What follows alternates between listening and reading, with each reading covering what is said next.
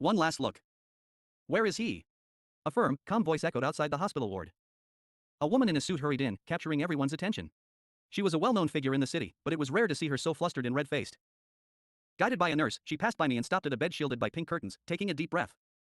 The nurse drew back the curtain, revealing a man lying there, his heart monitor displaying a faint but steady beat. The woman, now composed, managed a small smile. She sat down by the bed, gently holding the man's hand, her other hand softly caressing his forehead. I recalled hearing he had been struck by a falling air conditioner, leaving him in a coma for over a month. His condition was critical. It seems his time is almost up, remarked Henry, who had just woken up from his 8th chemotherapy session for brain cancer. His bald head stood out in the ward. 73-year-old Henry, estranged from his family for many years, had become sharp-tongued and sarcastic, resembling a mischievous old child.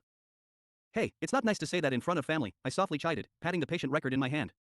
He shrugged, returning to his newspaper. I looked back at the woman, still firmly holding the man's weak hand, her eyes reflecting strong resolve, fitting her powerful reputation. My heart trembled. After years of witnessing life's end and the cries of anguish in the hospital, I often found myself most moved by those facing death with such strength. Was their fortitude genuine or a facade? Or perhaps they simply saw death as a release, or felt nothing at all? I didn't know. Maybe she's behind it, Henry's voice came from behind. That might be possible. A doctor approached the woman, speaking softly about the patient's condition. She showed little emotion, nodding occasionally. Her resolve remained strong. It was evident in her eyes. Suddenly, the heart monitor beeped, its line now flat. The doctor closed the curtain. I glanced at my watch and turned to Henry. Time to go, I said. Henry closed his eyes. A translucent figure emerged from his body and moved toward me. Do you want one last look? I asked. What for? It's so ugly, he retorted, glaring at me. A man emerged from behind the curtain, confused. I waved at him. Welcome, Mr. Johnson. I am the hospital's afterlife guide, responsible for leading you and Mr. Thompson here to the afterlife registration office. Anything you'd like to do before we leave? I want to see her one last time, he said, his face ashen. I nodded. As the curtain reopened, the woman's strong resolve had vanished, her eyes, looking at her husband's lifeless body, were filled with disdain. Her mouth curved into a mysterious smile. Mr. Johnson stared, a flash of shock, then realization crossing his face. He turned to me, his eyes resolute. In that moment, I felt I understood something. Down the drain. I could never tell my son Grayson no.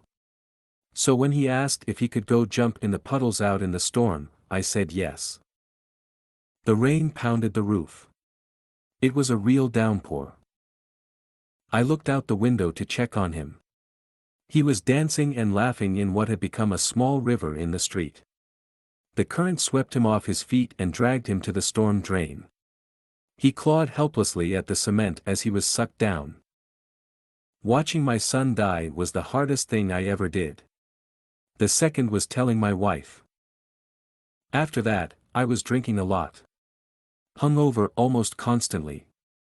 I felt like I deserved to feel horrible. I should have just told him no.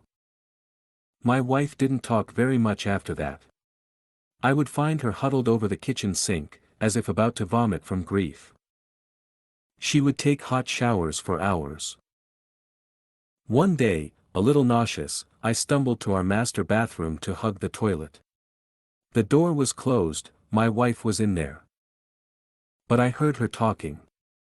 It was quiet, like she didn't want anyone to hear, but she was having a whole conversation. Was she on the phone? Was it an affair? I wouldn't blame her. I made out, a good time down there, and, I've missed you so much. When she finally came out I asked her, who were you talking to? She got very defensive. Myself. Just talking to myself. I didn't believe her.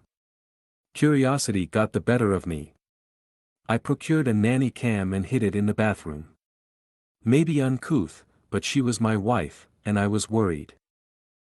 Later the next day, what I saw frightened me.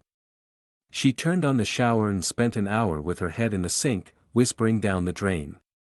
Eventually she went in the shower, down on the ground, head near that drain too.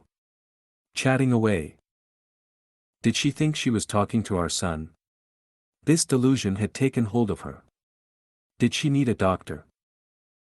I spent all night thinking of what to say to her. When I woke in the morning she wasn't in bed. I followed my way to a mechanical whirring sound in the kitchen. The garbage disposal was left on. That's when I saw my pale wife, flat on the ground covered in blood. She didn't make a sound as she pushed her hand down to the wrist in the garbage disposal. She was trying to go down the drain. I turned the disposal off. That's when I heard it. The faintest echo. A distant whisper coming from the drain. It was Grayson's voice. "Nothing hurts down here, Dad. Mom and I want you to be with us." Well. I've never told my son no. I saw myself reaching for the switch to turn the disposal back on.